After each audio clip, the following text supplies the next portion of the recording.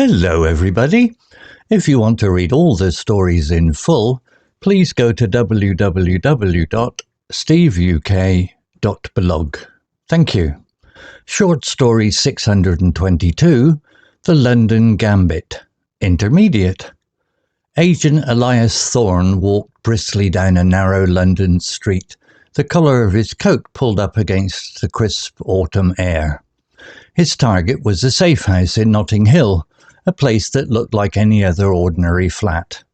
Inside, a ledger was waiting. It was called the Crimson Ledger, and it was rumoured to contain the names of every double agent working in the city. Retrieving it was a critical mission, and Elias was known for his precision. He found the flat, checked his watch, and used a small device to unlock the door without a sound. The flat was quiet, eerily so. A single dusty lamp cast a faint light on an old armchair in the corner. He moved quickly to the wall safe, which was hidden behind a painting of the River Thames. He listened carefully to the combination lock, turning the dial with expert fingers until he heard a soft click. The heavy door swung open. Inside, there was a single red leather book. Elias's heart pounded. He reached for it, but his hand froze. The book felt wrong. He opened it. Every page was completely blank. "Looking for this?" a voice said from behind him. Elias spun around. Standing in the doorway was Agent Anya Petrova, a colleague he had worked with on multiple missions. Her face was calm, but her eyes were cold. "It's a test, Elias," she said, stepping into the room. "The book is a blank, a test for you. We know you are working for them." Anya's words hit him like a physical blow. He was the one who was supposed to be the traitor. He looked at her, confused. Her voice was steady, confident. She must have believed her own words.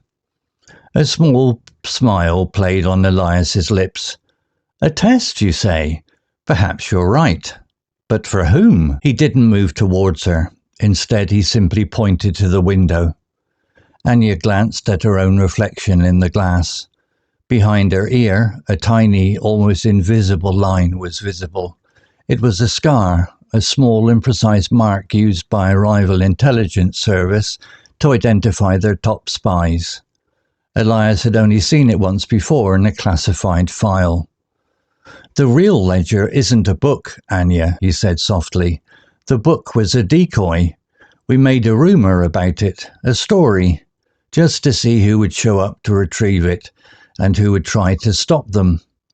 The names were transmitted digitally hours ago, the moment I entered the building. The Gambit wasn't about the book. It was about you." Anya's composure vanished. Her face went pale as she realized the truth. Her eyes darted around the room. She was trapped. She wasn't here to capture a traitor. She was here to be captured. Just then, a team of agents poured into the flat. They weren't his colleagues from the agency. They were from an allied service, brought in specifically to hunt for the mole. Elias put the blank book back in the safe and closed it. He was never the target. He was the trap all along. Vocabulary notes. Briskly, meaning quickly and with energy. Example, Agent Elias Thorne walked briskly down a narrow London street. Explanation. This word tells us that Elias is moving with a clear purpose and speed, which is typical for a spy on a mission. Similar words. Quickly, swiftly, rapidly. Ledger, meaning a book or record that contains a list of important information, such as names or financial accounts. Example, inside, a ledger was waiting. It was called the Crimson Ledger, and it was rumoured to contain the names of every double agent. Explanation. In a spy story, a ledger is often a secret book that holds crucial, sensitive information. It's the central item that everyone is trying to find. Similar words. Register, record, log. Decoy, meaning something that is used to trick or distract someone from the real target or purpose. Example, the book was a decoy. Explanation, the blank book was not the real goal. It was just a false item designed to make people think it was important. Similar words, distraction, lure, fake. Gambit, meaning an action or strategy that is risky but is done to gain an advantage in the future. Example, the gambit wasn't about the book, it was about you. Explanation, the whole plan, creating a fake story about the book, was a risky move. Elias's team took a chance by using the decoy to expose the traitor. Similar words, strategy, maneuver, ploy. Mole, meaning a spy who has been placed within an organization, usually for a long period, to secretly pass information to an enemy. Example, brought in specifically to hunt for the mole. Explanation, this is a very common word in spy fiction. It refers to a person who is secretly working against their own side from the inside. Similar words, double agent, traitor, infiltrator. Story written by Gemini Pro AI. Image created by AI Magic X AI. To read all the stories in full, please go to www.steveuk.blog. Thank you. CC Music, drifting at 432 Hz, Unicorn Heads.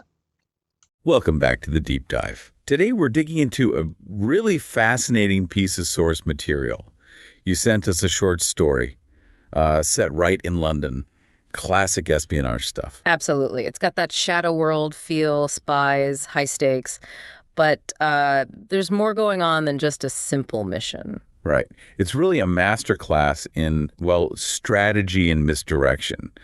So our mission here is to unpack this story, figure out what this Crimson Ledger is really about, and see what twists it throws at us. It all starts with Agent Elias Thorne. He's our operative, very precise, very skilled. And his task seems straightforward enough.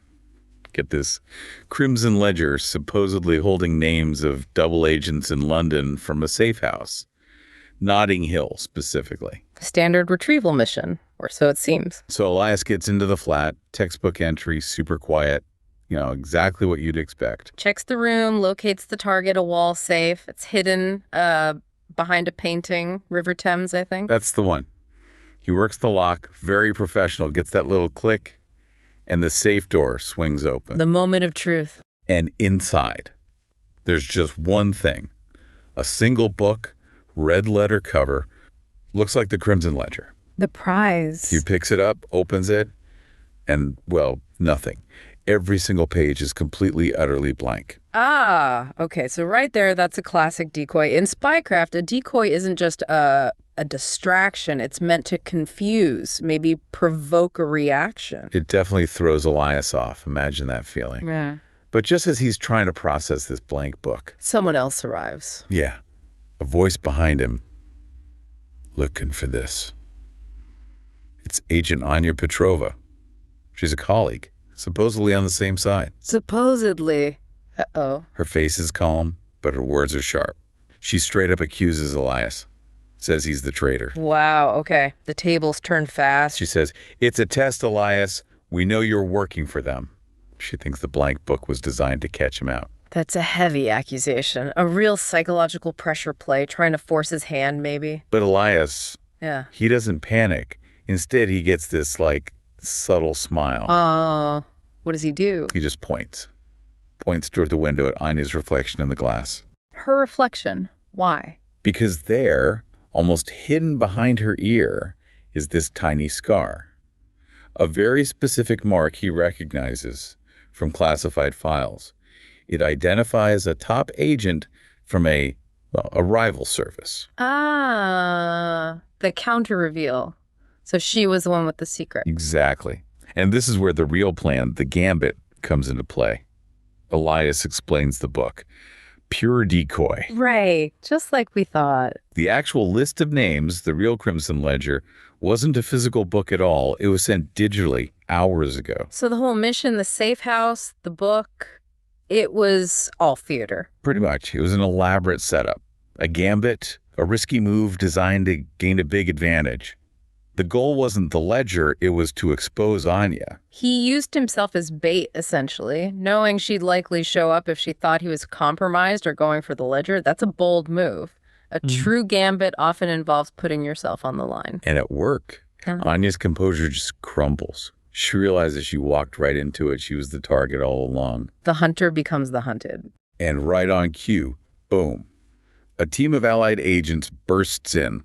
They were nearby the whole time, tasked with capturing the mole. The mole being Anya, of course, a spy working from inside the organization. So Elias wasn't the target. He was the trap. The whole thing was about fleshing out the mole. It's a brilliant illustration, really. The Crimson Ledger, that critical piece of info everyone thinks they're after, turns out to be a phantom, or at least not what they expected. The blank book is the perfect decoy. And Elias's whole strategy, risking himself based on his intel about Anya, that's the gambit. And Anya is revealed as the mole. It really forces you, the listener, to think about how easily we can be misled by what seems obvious, right? Definitely. This whole story just underscores how misdirection and clever strategy can completely flip your understanding of what's actually happening. The goal you see isn't always the real goal. Which leads to a final thought, perhaps. In our world, which is just flooded with information, how often do we fixate on the obvious thing, the apparent target, the blank book in front of us? Good question. And in doing that, how often do we miss the larger gambit, the deeper strategy playing out just beneath the surface? It's a reminder, maybe, to always look a little deeper, question that first impression.